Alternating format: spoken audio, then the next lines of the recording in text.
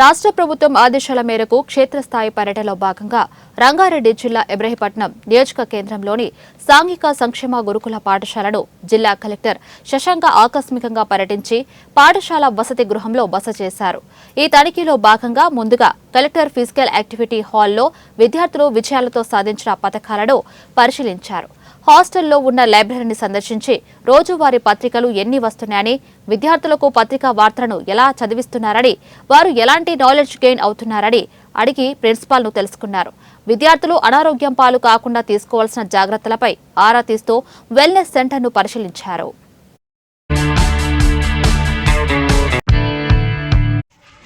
తెలంగాణ రాష్ట్ర ప్రభుత్వ ఆదేశాల మేరకు క్షేత్రస్థాయి పర్యటనలలో భాగంగా సంక్షేమ హాస్టల్లో వసతుల కల్పన మరియు విద్యార్థులతో ముఖాముఖి అన్న ఉద్దేశంతో నిన్న రాత్రి ఇబ్రహీంపట్నం సోషల్ వెల్ఫేర్ గురుకులంలో బస చేయడం జరిగింది.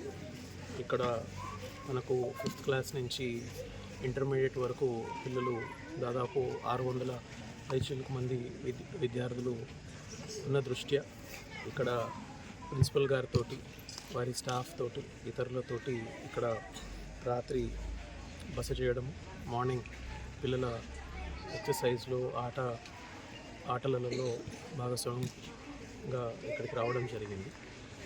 ఇక్కడ విద్యార్థులతోటి ముచ్చటించడంతో పాటు ఇక్కడ కావాల్సిన వసతులు, ఏ రకమైన చర్యలు తీసుకోవడం ద్వారా మరింతగా రాష్ట్ర ప్రభుత్వం వైపు నుంచి సంక్షేమ హాస్టల్లో వసతి కల్పించడం మీద దృష్టి పెట్టడం జరుగుతుంది. చాలామంది పిల్లలు 5th క్లాస్ నుంచి ఇక్కడ చదువుతున్న సందర్భం ఉంది. వారు వారి లక్ష్యానికి మరింత చేరువ కావాలని చెప్పేసి కోరుకుంటూ ప్రభుత్వం వైపు నుంచి, సొసైటీ వైపు నుంచి తీసుకోవాల్సిన అనేక చర్యల గురించి కూడా చర్చించడం జరిగింది.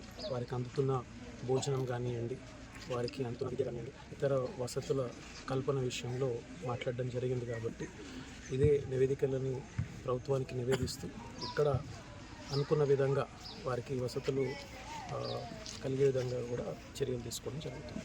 Thank you. తెలంగాణ రాష్ట్ర ప్రభుత్వ ఆదేశాల మేరకు క్షేత్రస్థాయి పర్యటనలలో భాగంగా సంక్షేమ హాస్టల్లో వసతుల కల్పన మరియు విద్యార్థులతో ముఖాముఖి అన్న ఉద్దేశంతో నిన్న రాత్రి ఇబ్రహీంపట్నం సోషల్ వెల్ఫేర్ గురుకులంలో బస చేయడం జరిగింది.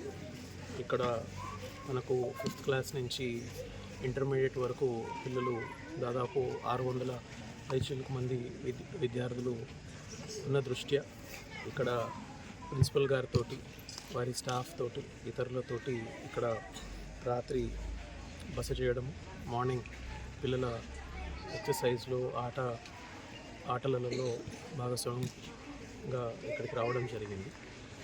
ఇక్కడ విద్యార్థులతోటి ముచ్చటించడంతో పాటు ఇక్కడ కావాల్సిన వసతులు, ఏ రకమైన చర్యలు తీసుకోవడం ద్వారా మరింతగా రాష్ట్ర ప్రభుత్వం వైపు నుంచి సంక్షేమ హాస్టల్లో వసతి కల్పించడం మీద దృష్టి పెట్టడం జరుగుతుంది.